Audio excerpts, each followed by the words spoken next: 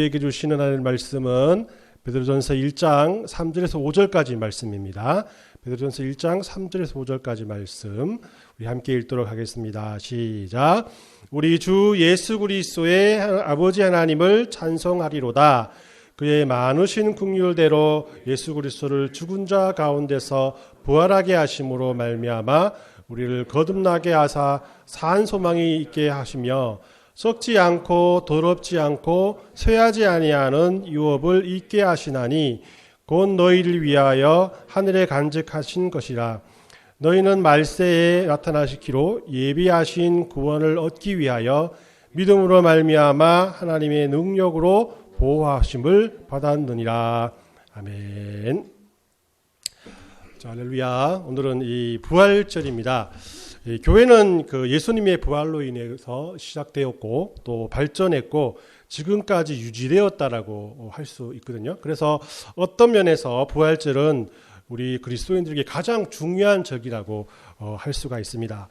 그러기에 우리가 이제 기독교를 부활의 종교라고 하지 않습니까? 부활은 기독교를 기독교답게 하는 정체성과 같은 것이에요. 왜냐하면 불교에도 유교에도 무속에도 예수님처럼 죽었다가 다시 살아난 부활의 신이 없기 때문입니다. 그러기에 부활은 이 사회를 변화시키고 또 교회를 변화시켰고 또 개인을 변화시킨 그런 은혜가 우리에게 있습니다. 이 철옹성 같았던 로마 제국이 이 부활의 소식에 또 무너졌고요. 또 초대교회가 핍박 중에서도 이렇게 사라지지 않는 것은 부활의 신앙을 가지고 살았기 때문입니다. 또 사도들과 또 많은 믿음의 선친들이 그리스도를 개인적으로 영접하고 또 부활의 소식을 마음에 품으로 말미암아 그들의 모든 삶이 변화되었다는 것을 우리는 많은 교회사를 통해서 잘 알 수가 있습니다. 오늘 읽은 베드로전서 1장에서 사도 베드로는 이렇게 많은 변화를 가져다 주는 이 그리스도인의 믿음을 부활의 산소망이라고 우리 3절 말씀을 통해서 우리에게 말씀하고 있습니다. 3절 말씀에 보면 우리 주 예수 그리스도의 아버지 하나님을 찬송하리로다. 그의 많으신 긍휼대로 예수 그리스도를 죽은 자 가운데서 부활하게 하심으로 말미암아 우리를 거듭나게 하신 산 소망이 있게 하시며라고 말씀을 합니다. 참고로 여기에서 산 소망이란 것은 살아있는 소망을 말합니다. 그래서 리빙 홉이라고 영어로는 표기하고 있어요. 이 본문 말씀인 베드로전서는 서기 64년경에 로마의 네로 황제가 기독교를 박해했을 때 사도 베드로가 또 고난에 처한 소아시아 지역, 지금으로 말하면 터키의 서남쪽 지방이죠. 서남쪽 지방에 있는 교회들에게 보낸 위로의 편지라고 할 수 있습니다. 베드로는 편지를 통해서 비록 교회가 지금은 핍박과 박해로 인해서 어려운 시련을 당하고 있지만 여기에 너희는 머무르지 말고 낙심하지 말라라고 그들에게 위로를 합니다. 왜냐하면 예수님이 십자가의 죽으심을 이기시고 3일 만에 부활하심으로 우리에게 산소망이 되었기 때문이라고 말하는데 그 산소망이 우리에게는 말씀의 성취에 대한 소망이고 천국에 대한 소망이고 우리의 삶을 보호하시는 하나님에 대한 소망이라고 그들에게 말씀해 주고 있어요. 그래서 오늘은 읽은 본문 말씀을 통해서 사도 베드로가 우리에게 말씀하신 부활의 산 소망이 본문에서 구체적으로 어떤 것들을 의미하고 있고 또 부활절을 맞이해서 다시금 예수님의 부활에 동참하는 그런 기회로 삼기 위해서 오늘 말씀을 상고해 보려고 합니다. 그 첫 번째로 부활의 산 소망은 구약의 예언이 성취되었다는 뜻을 가지고 있어요. 부활이 구약의 예언이 성취된 사건이라고 말씀하신 분은 다른 사람이 아니라 바로 예수님 자신이었습니다. 예수님께서 누가복음 24장 44절에 이렇게 말씀하십니다.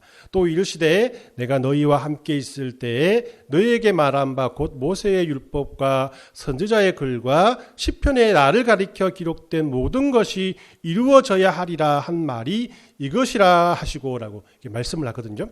이 자신의 부활이 모세 오경과 선지자의 글과 또 시편에 쓰여진 것을 미리 쓰여졌던 미리 예언되었던 것을 다 이루기 위한 것이다라고 말씀하시며 또 부활 역시 그러한 사건이다라고 우리에게 말씀을 하고 계신 거예요. 구체적으로 보면 모세오경의 창세기 22장에 보면 아브라함과 이삭의 이야기가 나오죠. 우리 예전에 한번 아브라함과 이삭의 이야기를 믿음에 대해서 설명할 때 여러분들과 함께 나누었습니다. 하나님께서 아브라함에게 아들 이삭을 모리아산에 가서 바치라고 말씀을 하시죠. 그러니까 아브라함은 아무런 지체 없이 그 다음 날 아침에 이삭을 데리고 길을 떠나게 됩니다. 그리고 모리아산에 가서 이삭을 바치려고 할 때 하나님께서 아브라함을 말리시게 되는 것이죠. 자, 이 이야기를 히브리서 기자는 어떻게 해석하는가 우리 한번 살펴봅시다. 히브리서 11장 17에서 19절까지 말씀을 제가 한번 읽어드립니다. 아브라함은 시험을 받을 때에 믿음으로 이삭을 드렸으니 저는 약속을 받은 자로되 그 독생자를 드렸느니라. 저에게 이미 말씀하시기를 내 자손이라 칭할 자는 이삭으로 말미암으리라 하셨으니 저가 하나님이 능히 죽은 자 가운데서 다시 살릴 줄로 생각한지라 비유컨대 죽은 자 가운데서 도로 받은 것이니라 라고 이렇게 말씀을 합니다. 이 히브리서 기자의 말을 들어보면 아브라함이 이 아들 이삭을 데리고 모리아산에 올라갔을 때 실제로 아들을 죽이려고 했다는 거예요. 죽일 마음을 가지고 올라갔다는 거예요. 왜냐하면 아브라함은 그가 실제로 아들을 죽일지라도 하나님께서는 그를 살릴 수 있는 능력을 가지고 있기 때문이라는 것을 믿었기 때문인데 이 히브리서 기자는 이를 죽은 자 가운데서 도로 받은 것이라고 이 이삭을 표현하고 있는 거예요. 즉 하나님께서는 자신의 아들 예수님을 아브라함과 맺은 언약을 위해서 죽은 자 가운데서 다시 살리실 것을 아브라함과 이삭의 사건을 통해서 미리 말씀하셨다라고 히브리서 기자는 우리에게 이 사건을 설명해 주고 있는 겁니다. 또한 하나님께서는 레위기와 민수기를 통해서 이스라엘이 절기를 지켜 행할 것을 우리에게 말씀을 하고 계시거든요. 그래서 이 대표적인 절기가 무엇이냐면 여러분 알다시피 유월절과 무교절과 초실절과 오순절이라는 절기입니다. 하나님께서는 이렇게 이런 절기를 통해서 예수님의 생애를 이끌어가고 계신데요. 예수님의 생애를 통해서 일어난 많은 이 십자가의 사건이나 부활의 사건들이 철저히 하나님의 시간표인 절기에 맞춰서 행해졌다는 것을 우리가 이 사실을 통해서 알 수가 있습니다. 우리가 잘 알고 있듯이 예수님께서 십자가에 죽으신 날이 유월절 금요일 밤이 되기 전이었어요. 그죠? 그리고 유월절 다음 날인 무교절에 예수님께서 장사되셨습니다. 그래서 무덤에 묻히셨죠. 그죠? 그리고 무교절 다음 날인 초실절이 있는데 그 초실절 날 예수님께서 부활하셨다라고 말씀하시는 겁니다. 이 초실절은 첫 곡식을 구분하여서 안식일 후에 하나님 앞에 드리는 제사인데 요제라고 해서 흔들어서 드리는 제사라고 말하고 있거든요. 이 절기를 고린도전서에서 바울은 이렇게 해석을 합니다.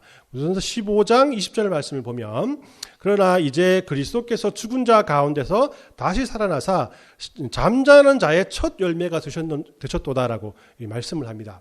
그러니까 예수님은 하나님의 시간표인 절기대로 유월절 안식 후 첫날에 부활하심으로써 잠자는 자의 첫 열매가 되셨다는 거예요. 이처럼 구약은 영적으로 초실절의 첫 열매가 예수님의 부활이 될 것이라는 것을 이렇게 절기를 통해서 우리에게 먼저 말씀하고 있다는 겁니다. 또 이 선지자 요나의 사건을 통해서도 부활의 예표를 잘 알 수가 있는데 요나가 여러분들 알듯이 고기 뱃속에서 3일 동안 갇혀 있다가 풀려난 것에 대한 사건을 예수님 자신이 이렇게 설명을 하고 있어요. 마가복음 12장 39에서 40절 말씀을 보면 예수께서 대답하여 가라사대 악하고 음란한 세대가 표적을 구하나 선지자 요나의 표적밖에는 보일 표적이 없느니라. 요나가 밤낮 사흘을 큰 물고기 뱃속에 있었던 것 같이 인자도 밤낮 사흘을 땅속에 있으리라 라고 말씀합니다. 그러니까 예수님께서 스스로가 요나의 그런 사건들을 부활 사건에 연결시켜 주고 있다는 것이죠.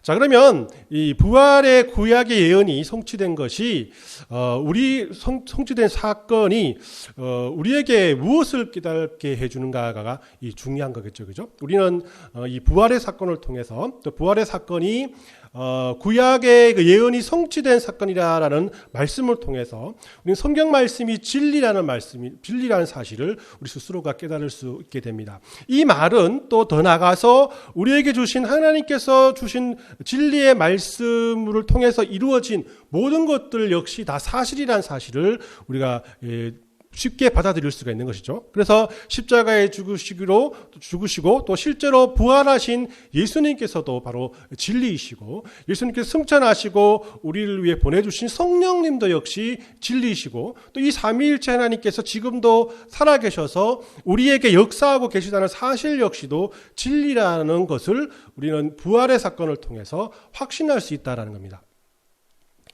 두 번째로 이 부활의 산 소망은 천국의 소망을 뜻한다라고 말씀합니다. 즉 예수님의 부활로 우리가 죄에서 구원함을 받았으며 하나님의 자녀가 되었고 천국의 소망을 가질 수 있게 되었다는 것이죠.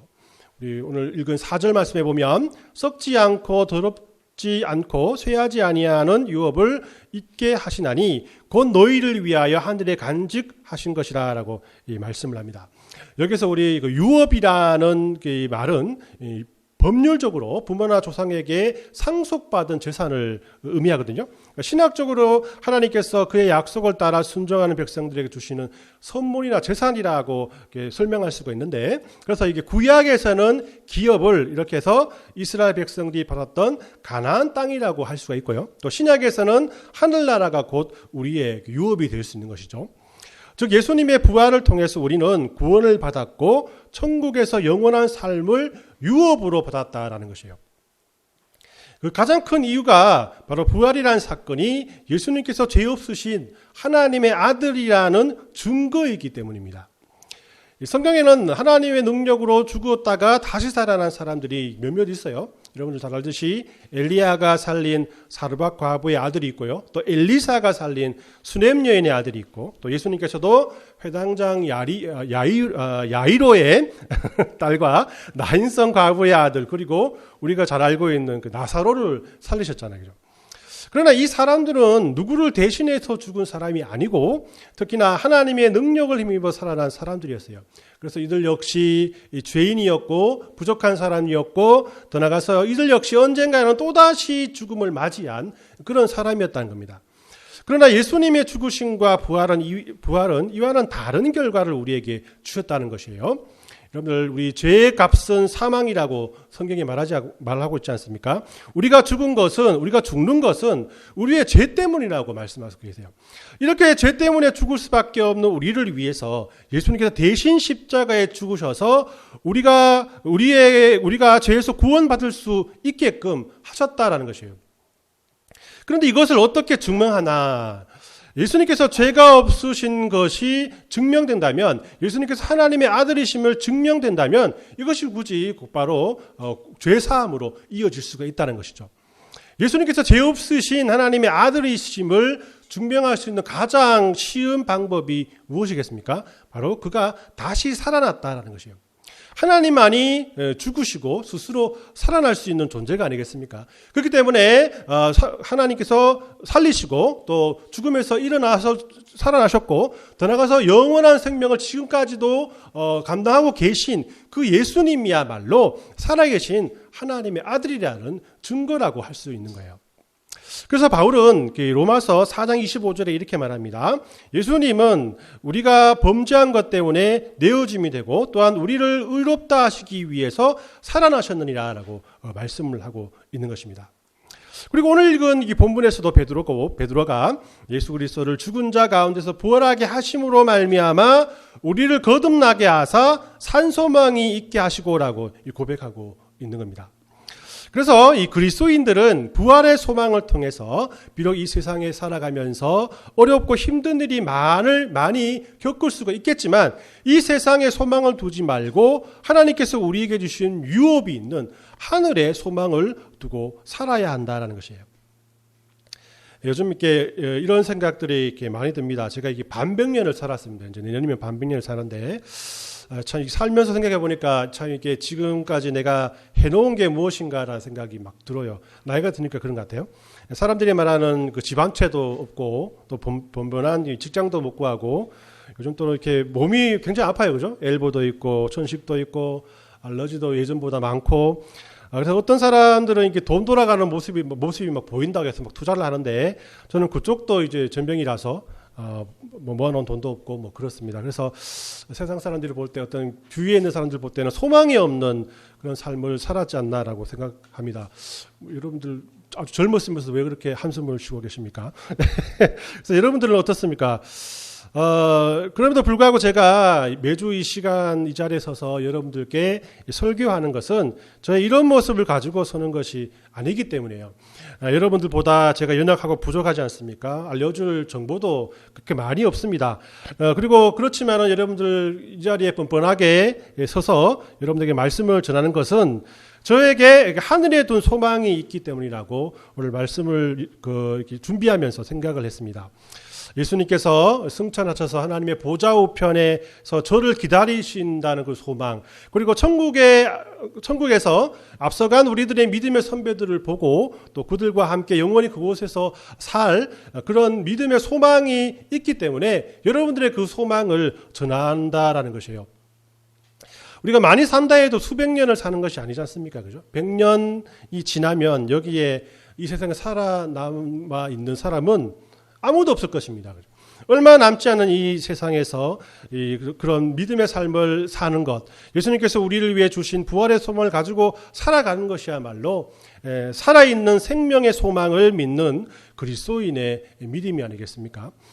예수님께서 부활하심으로 낙망과 실망과 좌절 속에 있던 제자들과 많은 그리스도인들에게 새로운 소망을 주셨듯이 우리는 구원받는 하나님의 백성이라는 소망을 통해 승리할 수 있는 큰 힘을 하나님께로부터 받으실 것입니다.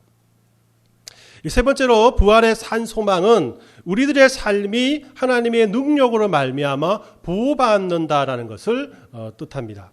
5절 말씀에 보면 너희가 말세에 나타내기로 예비하신 구원을 얻기 위하여 믿음으로 말미암아 하나님의 능력으로 보호하심을 입었나니, 제가 베드로전서 말씀을 이렇게 볼 때 개인적으로 가장 좋아하는 단어가 오늘 산소망이라는 3절에 나와 있는 산소망이라는 단어입니다. 이 죽은 소망이 아니라 산소망이라는 것이죠. 하나님께서 이런 산소망을 우리에게 주신 것은 바로 하나님께서도 살아있다라는 증거이잖아요. 살아있는 하나님께서 우리에게 살아있는 산소망을 주신다고 할 수 있잖아요. 이렇게 살아있는 하나님이라는 존재를 우리는 산소망이라는 그런 단어를 통해서 알 수 있기 때문에 저는 이런 산소망이라는 단어에 활력소를 느끼게 됩니다. 이렇게 생명력이 있는 하나님께서 우리들과 함께 하신다는 것은 지금도 우리들을 그들의 능력으로 보호하신다라고 말씀하시는 거 아니겠어요? 하나님께서는 우리들을 만드시고 그냥 내버려 두시는 분이 아니시라 언제나 어디서나 우리들의 삶에 간섭하셔서 하나님의 뜻을 이루시고 우리가 하나님의 길을 가게 인도하시는 것, 이것이 바로 우리들을 보호하시는 하나님의 모습이라는 것입니다. 그러면 이런 생각을 하게 됩니다. 우리는 살아있는 소망을 가진 사람들이지만 그럼 죽은 소망이라는 것은 무엇을 의미하는 것일까? 그래서 제가 찾아보니까 사도행전 5장 17절에서 42절 말씀을 보면 그 예가 잘 나타나 있는 것 같습니다.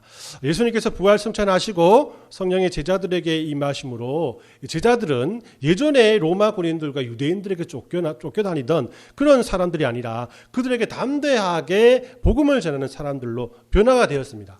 그래서 유대인들이 그들에게 복음을 전하지 못하도록 옥에 가두었지만 또 성령께서 그들을 옥에서 탈출시키시는 큰 역사를 보여주고 있어요. 이런 상황을 보면서 유대인들은 당하고 분노하면서 제자들을 어떻게 핍박할까 서로 협의하게 됩니다. 이런 유대인들을 보면서 바리새인들 중에 가말리엘이라는 랍비가 공회 앞에서 이런 말을 합니다. 이 가말리엘이라는 사람 당시 아주 유명한 그 랍비였는데 여러분 잘 아시는 바울이 가말리엘의 제자였죠. 가말리엘은 예수님이 오시기 수년 전에 드다라는 사람이 일어나서 많은 사람들이 그를 따랐다. 그런데 그가 죽자 쫓던 사람들 다 흩어졌다. 그리고 이 갈릴리의 유다라는 사람도 많은 백성들이 그를 따랐지만 그도 역시 죽고 난 다음에 그를 따르는 사람들이 다 흩어졌다. 그렇기 때문에 아무리 지금 제자들이 날고 뛰고 해도 상관하지 말아라. 그들이 사람에게서 났으면 무너질 것이고 만일 하나님에게로부터 났으면 그들을 우리가 아무리 무너뜨리려고 해도 무너뜨릴 수 없다라는 유명한 말을 하게 됩니다. 여러분들 이 말씀을 통해서 그 후의 이야기를 우리가 잘 알고 있지 않습니까? 이 기독교는 무수한 핍박 가운데서도 무너지지 않았고 오히려 왕성해졌습니다. 오히려 기독교를 무너뜨리려고 했던 세상의 정권들은 지금도 남아있는 정권들이 아무도 없는 거예요. 그 믿음을 유지하면서 지금까지 살아오고 있는 기독교만이 유일하게 그의 명맥을 이어간다는 것이에요. 그러면 도대체 기독교가 그런 무수한 핍박 가운데서도 무너지지 않고 지금까지 나올 수 있었던 비결이 어디에 있겠습니까? 그 힘이 어디에 있겠습니까? 그것이 바로 예수님께서 다시 살아났다는 이 부활의 소망에 있다라는 것이에요. 이스라엘의 민중들을 선동했던 드다나 갈릴리의 유다가 예수님과 다른 점이 무엇이겠습니까?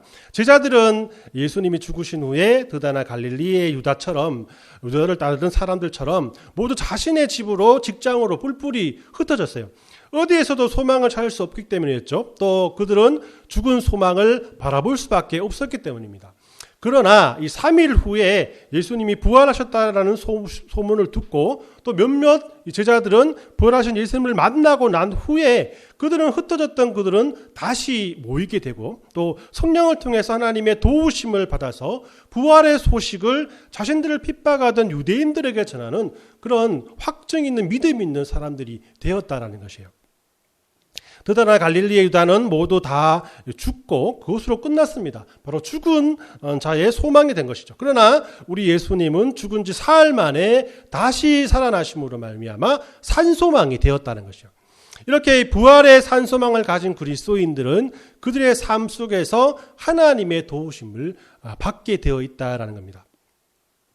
그리스도인들이 믿지 않는 사람과 다른 점이 무엇이겠습니까? 그리스도인들도 자신이 도저히 해결할 수 없는 그런 어려움이 생길 때 낭망하고 좌절하고 실망할 수밖에 없습니다. 그러나 그리스도인들은 이런 중에도 하나님 앞에 나와서 기도하고 하나님 앞에 찬송하고 또 좀 더 인내하며 하나님의 그런 인도하심을 기다릴 줄 아는 사람이었다는 것이에요.